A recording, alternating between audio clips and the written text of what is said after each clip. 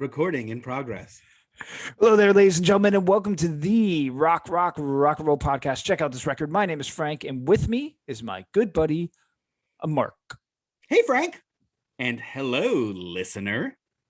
You can find us, Mark, on Spotify. You knew that, though. Apple Podcasts, Amazon I knew that, too. Podcasts. I got that. And, of course, you can see these right here. These are mugs, and you can see them on YouTube, my friend. You can see our coffee mugs on YouTube? Oh, I can see yours. Oh. But when does this wonderfully charming little podcast get released? So you can hear it sizzle as it comes off the press. It's a great question. Thank you for asking. Oh, you're welcome. Luckily for us, new episodes drop every other Friday. But don't worry, summer vacation is almost over. We'll return to weekly episodes soon. Maybe you'll just have to ask Frank. That's right. And if you're for the first time, then you're probably not annoyed with one of our past reviews like Red Van Fleet. So welcome. We review records track by track, and we have lots of musical discussions, spotlight episodes. This is one of them, which might even include some mysteries. And we've only just scratched the surface. And Mark, as I always say, we're getting warmed up. Okay.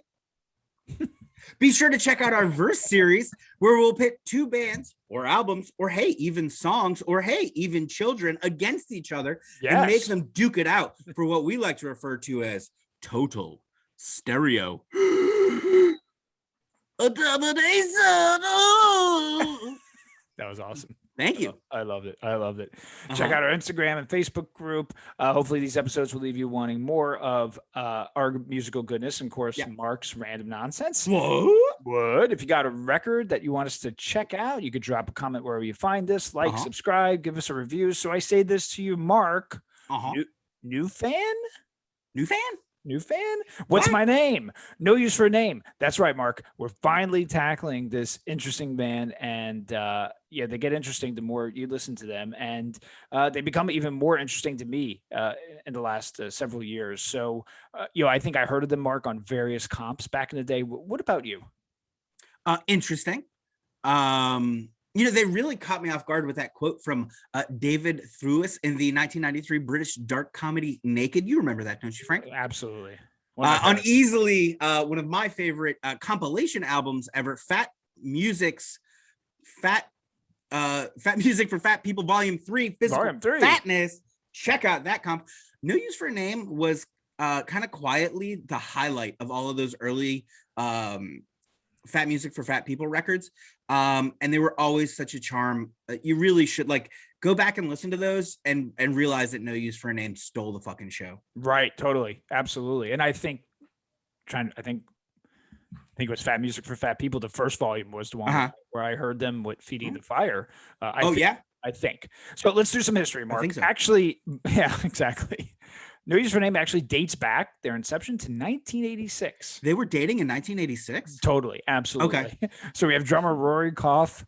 He was the drummer, of course. Lead vocals, John Mayer, not the same asshole. Chris Dodge on lead guitar, and Steve Papoose on bass. And I could say that because I'm Papoose. The important thing to note here is that the only member who prevailed in this lineup was drummer Rory Koff. The band went through many adaptations from having another singer. They were a 6-piece band at one time, and they even had a co-vocalist. In 1987, guitarist Doug Judd left the band and was replaced by Tony Sly. The band released a song called Gangway, which you could check out on YouTube, and this appeared on Maximum Rock and Roll's comp, Turn It Around. The song actually did not feature Sly on vocals. Honestly, it's not that good.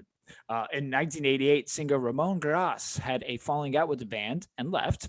Former guitarist Dodge was then asked to be in the band as the vocalist and agreed. The band would go on to record 2 EPs, on Mark's favorite Woodpecker Records. Absolutely. And released 2 EPs, one titled No Use for a Name and Let 'Em Down, which was on my favorite Slap a Ham Records. You do like slapping a ham. I do. Typical hardcore punk records that you would expect from a West Coast band. But now here we are in 1989. Dodge left and Tony Sly would take over on vocals and songwriting. So, Mark, we get the first album right now, which is Incognito.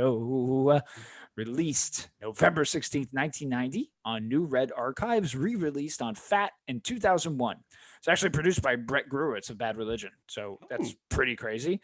Only No Use for a Name record to be released as a trio. All right. So not a lot to mention here, Mark, on this debut. It's melodic hardcore and punk, which gives it that melodic tag. And that melodic tag is basically from Sly's vocals. Obviously, it's way rougher here. But you can hear that there's some potential. For me personally, Hail to the King is the only choice track. Mark, quick thoughts on this debut. This album isn't great. Don't get me wrong. I've always wanted to be in one of these bands, like slightly too aggressive for their own good, way too fast for their own good, and no one really likes them, but they're kind of a good time to hang out with. You know, I always wanted to be in that band. Anyways, there's definitely a ton of potential here for sure. But if I'm in this band, I'm asking if Tony is the singer I want as the leader or the vocalist for leading this band, because it is far more metal than it is punk or hardcore. Oh, yes. And his voice is just not matching up. This is going to be a problem for the first two records. And it's really a strain. I'm surprised anybody put this record out.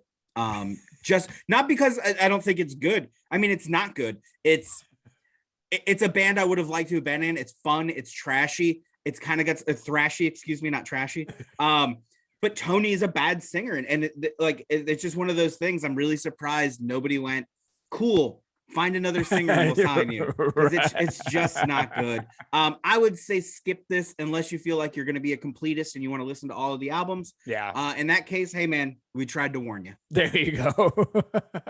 Now, Mark, you took the train. Tell us if we want to jump on or catch the next one, my friend.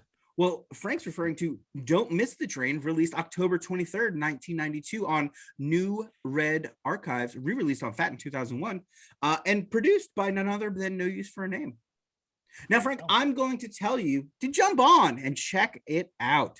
It's got some issues and a ton of tracks that I'll be skipping going forward, but the album has a few really interesting moments. That I think are worth hearing out as you work through the band's catalog, namely the songs Whole and the title track, Don't Miss the Train, which is a great marker in hearing what many people would call the band's signature sound as it develops. Take a look at that in particular, and then get down towards the end of the discography, and you'll see this is definitely the first real glimpse of what Tony Sly was trying to do. It's really interesting. Right. I really like the metal parts here, but again, Tony's voice doesn't work for that. The best thing about this album is how metal it is. The problem with that is that Tony's voice doesn't work for those tracks. So you guys heard me say this earlier. It's a big problem here. Those two tracks, Whole and Don't Miss the Train, are probably the songs that match up to his voice the best and his singing style. However, there are some really cool metal parts. They just suck because those songs sound like garbage with Tony singing on them. Yeah. Sorry, dude. Yeah. No, I hear you. I'm gonna be honest, this might be slightly better than Incognito, but really has equal parts crappy. It's kind of the same rehashed hardcore punk metal songs as you were saying, Mark, more on the metal side. The lone bright spot is Don't Miss the Train. I'd ask you to revisit that song Whole. That song Whole is really cool. Okay. Yeah, absolutely. And you could tell what he was trying to do here. So yeah, all right. So two tracks then, which is kind of similar if you think about it to Incognito. Sure. Shortly after we get another EP called The Daily Grind, which features songs like Permanent Rust and Feeding the Fire, which shows the band inching closer to what they want to be, right, Mark? Sure. I agree with that. Absolutely. Frank, why don't you tell us how you like your milk and your meat? Well, Mark, and for those who don't know, Mark's referring to leche con carne. Correct. Right, which I you wrote as leche con leche. What milk with milk, right? Because why wouldn't you have that? So listen, it's released on February 15th, 1995 on Fat Wreck. It's the second Fat release album. The Daily Grind EP was the one before that. It's produced by our favorite Fat Mike and one Ryan Green. So this is actually like the starting point, right? I was going to say, I made a face when you said Fat Mike, but he might be what kind of got them in the right direction. I hate to give him any credit, but especially in 95, right? Yeah. I mean, he was really revving things up there. It's kind of the starting point if you're going to direct someone to No Use for a Name. In fact, I always thought for the longest time this was their first album. I think it is. We have a ripper and just for the opener and Justify Black Eye. Hell yeah. You have the pop punk single Soulmate, the Bob Marley cover Redemption Song, the potent and impactful Straight from the Jacket, and a great closer would Exit. I love Exit. Yeah, I think this album to me is the foundation for the band. It has some of their best and fan favorite tunes. It still slices with that energy and aggression, but shows they could deliver a pop punk hit. I remember seeing the video for Soulmate, and I was like, Tony Sly looks like the mechanic who would fix my cars. I was on backwards. He had the bowling style collared shirt, and I was like, okay, I can do this. That's cool. I mean, that's really everyone's first thought once they see, like punk is like, oh, I could do this, right? Back to the record, this is stellar, and I think it's one of the more important releases for Fat. After this, they would actually go on to support The Offspring on their Smash tour, and shortly after this, then to Chris Shiflett of the Foo Fighters and Matt Riddle from Face to Face would join the band. So Mark, Milk, Meat, you digging this record? Are you circling back to it? Tell us everything. Absolutely, I'm digging right in. I love that they've harnessed that metal edge of their sound and focused that West Coast pop punk sound into a bigger and brighter No Use for a Name sound of their own. That's one of the things that really hits me with this album as it opens. You feel like the band went from playing inside like a closet to playing a big arena with a wall full of speakers right in front of you. The impact of sound in this album compared to those other two, it's like turning on a light switch. It's night and day. Right. I have to tell you though, I really, really don't care for the cover of Redemption Song. It doesn't work. And honestly, I don't think the album even needed a cover, let alone this cover. But who knows why bands make these choices to pick songs. I really wish it wouldn't been there. And then there's that song called Wood. I just wish it wouldn't. It just doesn't work for me. I mean, honestly. And the covers are a trend we'll see in subsequent albums too, which is interesting. So Mark, why don't you tell us about the band getting into the friend making business? You mean Making Friends? Yes. Released August 26, 1997 on Fat Records? Yes. Produced by No Use for a Name and Ryan Green. Okay. So this happens to be my favorite album of their catalog, Frank. It's stacked with classics right from the jump. The Answer is Still No, Invincible, Growing Down, On the Outside, A Postcard would be nice, Revenge and Sidewalk. I know that I just named most of the album, but all of those songs fucking rip. Personally, the end of the album is a bit of a letdown. However, Tony's voice is right where it needs to be for this record. He's in tune. His vocals are super audible and placing his amazingly crafted lyrics front and center. You're really able to follow along with what he's doing on this album. You're really able to pace out some of that heartbreak. It's really cool. Speaking of pacing, the pacing of this album, the speed of it is really stunning. It's amazing how the album flows, even with those two instances of that classic kind of punk rock. We're going to throw a movie sample in here real quick and then get right back into it. But this album really goes ahead and just blast right through, and you enjoy the ride. For me, it's up to those last three tracks. I really think they're the biggest problem with this album. Right. For whatever reason, they sound the least complete to me. This album feels very, very well thought out. You get to those last three tracks, and it feels like there's a little bit left over from the daily grind. There's a little bit left over from Don't Miss the Train, and we just need to get that out of our head and move forward because the rest of this album totally rips. I'm going to give those last three songs a pass just because the rest of the record's so good. Yeah. What about you? Well, not to mention one of the movie clips is from Glengarry Glen Ross. So hello. I mean, that's just amazing. Listen, this record and Lecce, I could listen to them back to back, and it just feels like a very smooth continuation of each other. I might like Lecce a little bit better, but I want to point out some tracks here. Invincible on the Outside and A Postcard would be nice are some really great examples of Sly's progression as a writer. It's hard to articulate, to be honest with you, each of those three songs, but they display just an equal blend of melody, aggression, great sounding chord progressions, and of course heartfelt lyrics. So those three tracks in particular, I always thought as standouts for his writing, and it's really good stuff. And really, you can't go wrong with this album. Also, hey Frank, what's better than Betterness? Well, it's more betterness, of course, Mark. Yeah. So released October 5th, 1999 on Fat Wreck, produced by the band and Ryan Green. So this was actually the first album I purchased from the band. I remember thinking I bought the wrong one at the moment, but that really shifted things because it shifted things with regards to their sound. The more I researched it, the more that there is some controversy that surrounds this record, from the soft tone and slice vocals to the more pop punk elements, more introspective lyrics, an acoustic track. Listen, the Pogues cover, again, a cover, right, really doesn't fit the record. And the single choice, Why Doesn't Anybody Like Me? I think it's a flat sounding tune. Nevertheless, like 6 or 7 years later, after I purchased this record, it started to resonate with me. Really heartfelt lyrical content, tracks like Not Your Saver, Life Size Mirror, Chasing Rainbows, and two, I think, of their most underrated tracks in the catalog, Sleeping In and Always Carry. It just wowed me all these years later. It's a flaw record, Mark. I think we know this, and I felt like the band always pushed the wrong tracks to play more frequently live. Coming Too Close, which sounds better live, and Room 19. But those nicks and dings through are what actually more betterness is, why it's stellar, I think, to me. I mean, the title alone, the cover would indicate that there are flaws inside because it doesn't really match the tone of the record. And the cover gives you, like, I have no idea what this is going to sound like, that type of response. It's actually a record I really adore. Mark, what about you? Yeah, I remember not, getting this album when I first got this album too.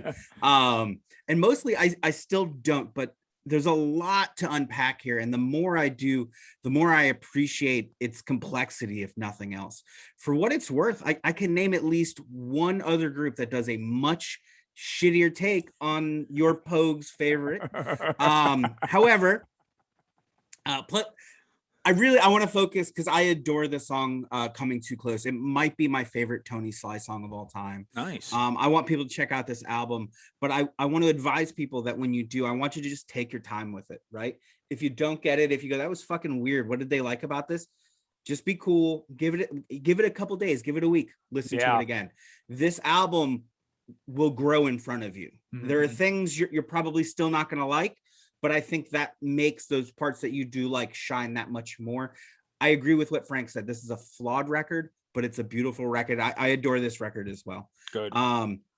Frank, this is like a 6 album-ish deep here at this point. Yeah. Seems like a good time for a live album, wouldn't you say? Hey kids, want to go to a punk rock show?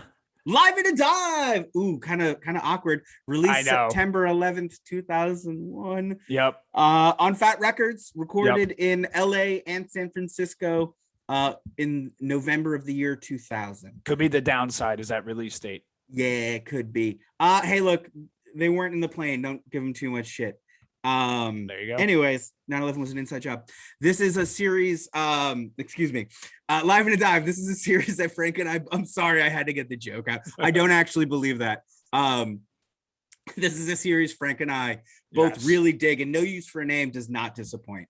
We get 19 classics from the band. It's not surprising that this album is mostly tracks from More Betterness, but we get a good amount of tracks both from Leche and Making Friends, with one track each from the first 3 albums. Plus we get a Misfits cover with Martians, the band's entry from Fat Records Short Music for Short People comp. The record is great, and the band's firing together on all cylinders. I loved opening with Invincible and going right into Coming Too Close. Just an amazing way to open a show, by crushing your fans with some really emotional and physically powerful tunes. The only negative thing I have to say about this is that I think they should have ended it with Exit. Yeah, it's called Exit. It's called Exit. 6 Degrees from Misty. I just don't get that song. It's not for me. And Redemption Song, that song, along with 6 Degrees of Misty, they should have ended up on the cutting room floor. These aren't good takes. They sound arguably the emptiest of all the recordings. There's like you can tell, like, oh, they're the encore. It just doesn't sound the same. I don't know if the audience left and they still tried to pull it off and the band just didn't feel it. They just sound exhausted. And I mean, I would be if you look at the rest of that set. But what do you think, Frank? Yeah, so next to the Lagwagon and the Others Live in a Dive, this is like right there for me. I think they're at their peak here with how awesome they sound live. The older tracks, like Don't Miss the Train, for example, Hail to the King, even Feeding the Fire, sound great with Tony's more matured vocal tone. It's a really healthy blend as far as the set list goes of old and new. I agree with you too. Those two last songs I could do without, and I do wish there was some like Sleeping In, Always Care, even Life Size Mirror from More Betterness. And I think those, considering this was during that tour, I wish that would have occurred. But you can't discount that this is an amazing sounding live record. Amazing, it really is. Amazing. Amazing. So, Mark, we're going to then slide right in to Hard Rock Bottom. We didn't write a joke here. We didn't. I don't know why. We're tired, folks. Listen, this was released on June 18th, 2002 on Fat Wreck. Again, produced by No Use for a Name and Ryan Green. So, okay, Chris Shiflett leaves the band for this other band. I don't know what he was thinking, called Foo Fighters. Yeah, they're not that good. Yeah, right? They weren't that popular. See our previous episodes. we get new guitarist Dave Nassy, who possesses some lightning fast speed if you ever see him play live. Now, although I love More Betterness, we actually get a step up here, I think, with the album overall, starting off with a somber 1 minute feel, Feels Like Home, which has the following gut-wrenching lyric. It's never easy to understand why memories hold our hand, but people let go. Man. Ooh, great line. Yeah. To the touching love song, International You Day, Dumb Reminders is a far better single choice than Why Doesn't Anybody Like Me? Friends of the Enemy and Let Me Down are also two tracks that have great single potential. Although on track 9, they did it again with a random cover. This time, this is a Rebel song by Sinead O'Connor, which I could do without. Yep. The last 4 tracks, though, I think are on point. Undefeated and Nailed Shut. Personal highlights for me. Yeah. Mark, this album feels like it had a little bit more direction and still progresses the band with some serious nature songs while maintaining some lighthearted vibes with the album cover. Mark, is your bottom hard as a rock? If you only knew. Look, Let Me Down is a melancholic masterpiece. That song is fucking beautiful, man. Right. And yeah, this record is really is an achievement for the band when you think about the time, when you take the time to see how they got here. When you've listened through, just as Frank and I have, if you guys have been doing this with us, this album sounds amazing. Right. The band really synced together here rhythmically. Tony's ability as a songwriter to grip the audience with his words and keep you locked onto each one of them as they come out is really fantastic. Frank nailed it. This is a Rebel song. It just has no place on this record. Certainly for my money, it's the lowest of lowlights on this record. Yeah. I understand why a lot of people, this is their favorite album of the No Use for a Name catalog. Yeah. I totally get that. It just happens not to be for me. I think Frank probably will put it there, but it's an interesting, it's definitely a great record. Well, I think it's time to get weird, Frank. Here's another one we didn't write a joke for. Keep Them Confused. Yeah, there you go. Man, we got tired here. Released June 14th, 2005 on Fat Records. Produced by just Ryan Green this time. Interesting. That is interesting. Interesting. This is a record you can judge by the title. It's confusing. Yeah. The band does some, we'll call it experimenting here. And some of it really works, at least to me. There's some seriously sugary, artificial flavored pop punk here that doesn't do anything for the band, but make you wonder how this album came out of No Use for a Name. The cliches here, the cliches on There Will Be Revenge and For Fiona are why over the top, or way over the top, I wrote like garbage on this thing, and don't really work for the band, especially when you're expecting really genuine lyrics from Tony that we've gotten on the last few records, and this thing just kind of really feels flat and it kind of feels like a marshmallow to me, Frank. Like it's blown up, but there's nothing inside of it, and you bite into it and you're like, I shouldn't have had that. And it goes poof. Yeah, and then like it's all over your mustache and stuff. Anyways, I want to point out the song Divine Letdown. Sure. It's quirky with the electric drum intro Then it gets slowly built upon with Tony's voice and guitar. And when he does the song, it actually becomes like really charming. It starts off, you're like, what the fuck is this? And then as it builds, the song really grows on you. So please give Divine Letdown your attention, because I think it's the best track on here. It's probably the highlight of the record, if I'm being honest. Everything else you can skip.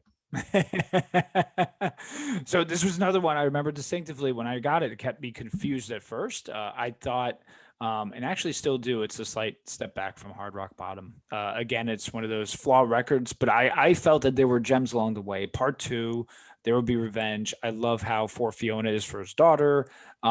Black Box, and Apparition. I felt they had a haunting nature to them, and knowing the outcome, who knows if there was some telling stuff in there. So listen, for me, not necessarily a bad record, but if you stack it up, even starting from more betterness to the end, it's the least of the group. Yeah. Frank, what if I wrote a joke now? Can you come up with one on the spot? You know, it would feel really good right now, Frank. The feel good record of the year. It sure would. Oh man, we were tired. So listen, released April 1st, 2008 on Fat Wreck, produced, now we up the ante a little bit, Bill Stevenson of Descendants. I like it. Yeah, you like where we're going, right? I should work. Listen, prior to the release of this record in 2007, we had a greatest hits album called All the Best. And now we have what would be the band's final studio record. Again, the flaw and perhaps the strength is the ability to make these records great, I think. Then release one that takes a few steps back, and then bam, this is a redemption of sorts. The production value here, I think, is great. And I think that could be attributed to Stevenson. He has a great talent for maximizing the best sounds. Looking back, what a final record for a band. You get really some classic sounding No Use for a Name tracks with Biggest Lie and I Want to Be Wrong. You have an acoustic tune of Sleeping Between Trucks, even a NoFX sounding tune with the trumpet player, and no covers on this record. I'd like to point out, right, big thumbs up there. I'd like to point out Years to Destroy, Under the Garden, and the Feel Good Song of the Year as some of Sly's best pen tunes. In Feel Good Song of the Year, he writes, I never thought the day would come where I would be the poison in the pen I used to write. This song is, I don't know, it's so real, and that you think as a listener, you're also kind of experiencing something similar, right? From drinking to thoughts of what's next after a breakup, the cancer in his soul. I don't know, it's pretty potent, man. Of course, we can not and never know if this is based on something that he was actually going through. But there are points in these later albums that make you think, was there something going on? Listen, I really enjoyed this record and I enjoyed it when it was released, and I still do. Mark, your thoughts? I think this album does a much better job of focusing, Tony's signature sound and some of this more experimental pop punk. The Feel Good Song of the Year really captures this kind of melancholy Tony's known for and makes him just like really very endearing to me. The trumpet player song does have that NoFX sound to it. Yeah. Whether that works or not, I'll leave to you, the listener, whether or not you like NoFX sounding songs. It's not a great tune, but it's better than most of Keep Them Confused. Anyways, Dregs of Sobriety, I think that's a really great tune as well. That's another good one. And I love the combo of Kill the Rich and Take It Home to close the album. Yeah. I like the way the album comes together. Some serious gems here. I think this is definitely a check out. I like if you put this after Hard Rock Bottom, I think that there's a flow there. Totally. Especially of when you look at that melancholy kind of perspective that Tony appeers to have had. I think that's kind of what you and I had pulled out of a lot of this. Absolutely. Was his sorrow throughout this really has never wavered. He's really just been kind of not that he's a sad guy. I'm not trying to make him look like a pussy. But it's just one of those things. So I find that they really connect, and it really brings out, I think this ends probably the way he wanted it to. There's more direct line from Hard Rock to Feel Good than there is from Hard Rock to Keep Them Confused to I mean, I think so. There's certainly more of a flow in that direction. Yeah. Totally. All right. Well, now we have to talk about some heavy stuff, Mark. And, the reason, putting off an episode like this, at least for me, this very moment was on July 31st, 2012, Tony Sly died in his sleep. It was a shock for me. And personally, I was during that time just in my life, I was like really a few seconds away from a loony bin. So, his death was like a culmination of quite a few people I knew and family members and, I knew passing away. And I think what hit home with me personally was the fact that he had two daughters, such as myself, that scared the living shit out of me.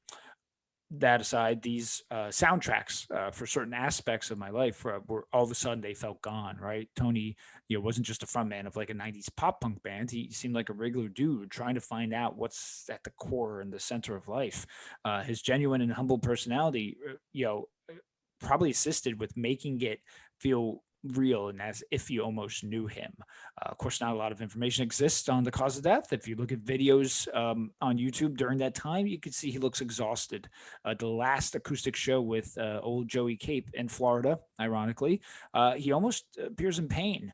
Per research, there was reports of back issues. Whether that is true or not, it leads to the next place that a mind could potentially go, which is, was there some sort of combination of what was prescribed and what people wash it down with? Listen, whatever the case is, I feel on that day, Mark, we lost someone who was underrated and unheralded as an individual and songwriter. It's sad that I feel that most don't know of him. But I think if they did, I think there would be something that people might be able to relate to because he did that so well. Although a band like Lagwagon, we definitely like better. I think that's a fair statement for us to say. I think No Use for a Name was a consistent band and he was hitting his stride as a songwriter. So I always think and feel for his family and kids. And at the end of the day, he was a husband, a father, a son, a friend, and probably a lot more, Mark, Yeah, an absolute tragedy for sure. Yeah. Now, Frank, yes. You and I have some slightly different rankings as far as the band's catalog goes. So we thought it would be fun. We would.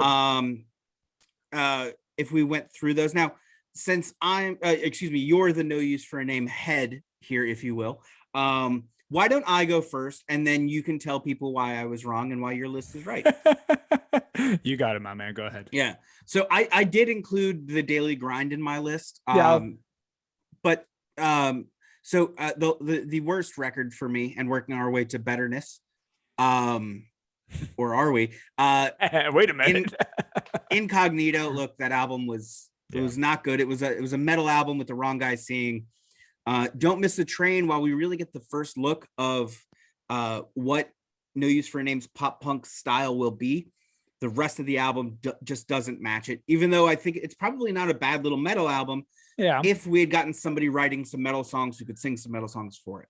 Yeah. That said, the Daily Grind comes in next. Again, we're just working our way. That you're watching that little mold of clay form into the band is No Use for a Name. Yeah. And it's worth listening to, especially if you want to get an idea of the band's entire catalog. Next is actually going to be Keep 'Em Confused for me. Mm-hmm. While there are some things I think are interesting, some stylistic choices, it just doesn't do well. And the fact of the matter is the rest of this list is stacked. And for me, this is the only place it really belonged. Now, that said, More Betterness is actually going to be next. Mm-hmm. There are some really great tunes on there. However, I really kind of fell in love with Feel Good Album of the Year. That is compared to how I had felt about it before. Sure.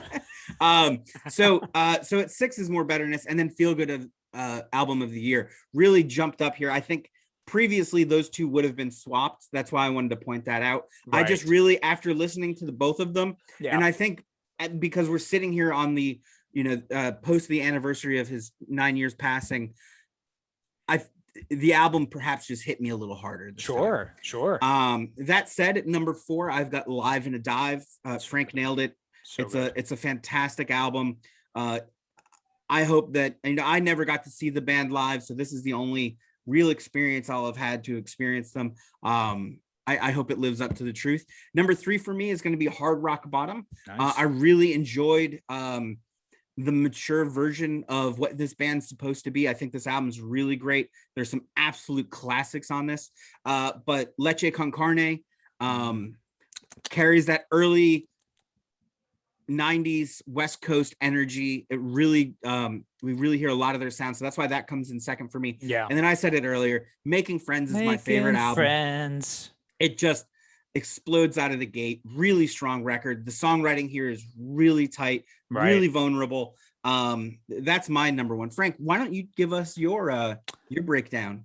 Is it ironic that Lagwagon also has a song called Making Friends, and No Use has an album Making Friends, and Tony Sly and Joey Cape were really close. That's just something I was thinking of. I'm sure it's coincidence. Oh, I'm sure. All right, so here you go. So you're going to find some similarities towards the bottom. Incognito for me is definitely number 10, followed by Don't Miss the Train. I think they're all over the place, just not in a good way. There's, one or two good songs, but I mean, there's even bands I despise out there where I'm sure there's one or two good songs on some of the records. Right. I don't have to sum it up any more than the way Mark did, where just musically, it's not currently matching with what Tony was doing with his voice. It's as simple as that. So we don't need to dive into that anymore. Daily Grind, I put at 8, just because of the fact that I think there's 2 songs on there worth mentioning, Feeding the Fire and Permanent Rust. Yeah. And it's an EP, but that Feeding the Fire is cool though. It is a cool song. Yeah. It is a cool song. Yeah. 7 is Keep Them Confused. There's Mark said there is some experimental things in there that you're going to find. The over the top though nature, I think, was just a setback from hard rock, and obviously they felt it too, because Feel Good is more of an extension than hard rock than Keep Them Confused is. So it's maybe 4 or 5 songs I could listen to from that, but as a whole, I do find that a little bit difficult. Now 6 and up is challenging, Mark, and it's so funny because we have so many episodes, especially where we're doing like these album rankings, where 95% of the things we're kind of spot on where we agree with, but then our interpretation of what's top in our list is really I hadn't realized that. Yeah, it's really kind of different, which is crazy. So honestly, a lot of these have to do with just more the frequency of listening to them too, as to whether as opposed to if I think one is better than another. I'm just really kind of talking about which ones I listen to the most. So number 6 is Making Friends. It's a great record. It's a great record. A Postcard. I get it. I get it. Postcard would be nice on the outside. I absolutely love those tracks. It sounds great. And number 5, Leche Con Carne. I absolutely love these records. Amazing. The thing is, the next 4 I mentioned, I just listen to them more. So Live in the Dive is such a go-to record to me to listen to, just because, again, I think the band sonically is at their peak. I love the new renditions of the older tunes with the way Tony's voice is currently sounding. The band is just on fire right there. I think it's great. Number 3, Feel Good. Feel Good, that's an album, again, I liked it when it came out. I like it now. Has some of my favorites on there. Feel Good Song of the Year, Yours to Destroy. I just really like what they're doing. Number 2, Hard Rock. Hard Rock is, again, probably the people's choice, I would say, for the most popular record. I see why. It's a great record. You could play front to back, minus the cover. And believe it or not, my number 1 is More Betterness, and that has to do with the frequency, the flaws, and the frequency that I listen to it. I listen to that record the most. And again, it's flawed. There's a lot to unpack. There's even more that you start realizing as you listen to it more. It's an album that you have to kind of grow with it too, and it grows on you. Excuse me. And the best way to approach an album like that is what Mark said, which is give it time. Yep. You got to give it time. So Mark, that's our rankings. Again, I always find them fascinating when we both It's really pretty cool. And why don't you tell the fine folks out there what you have next week? Yeah, so sorry about keeping the bummer train rolling, but hey, we've recently lost the great Dusty Hill of ZZ Top. Man. So Frank and I wanted to honor Mr. Dusty Hill by talking about a great ZZ Top record, which shouldn't be difficult at all. Context is going to be key here to not getting angry. Mark. I know I said that to myself. What? It's gonna be rad. We're gonna jump into just one of like the coolest records of all time. It's 1983's Eliminator. What? Yeah, I know. I'm pretty excited. I am. Yeah. I know. Man, can't wait. Listen, we're gonna talk about it more next week, but I mentioned on Underrated and Underheralded, you can't say that also too without mentioning ZZ Top. And they're such an amazing, consistent band, and they're a gem in music in general. And I'm amped to talk about it, Mark. So yay. Yeah, this is going to be a fun one. Look, we picked a fun record because Honestly, I just felt that Dusty would want us to have as much fun as we could. Yeah. I love those early blues records. I love the experimental stuff, but we're going to stick with hot rods and babes. We're going to do some car rock and roll. We're doing Eliminator. It's going to be so much fun. So awesome. So Hey, awesome. From Frank and I, thank you so much for listening to our podcast. Thank you, guys. Please be safe out there. And hey, how about taking care of one another? Let's start with that, shall we? Yeah. Now say it with me, folks. Oh, my. Oh, hell yes. Oh, bye-bye. Recording has ended.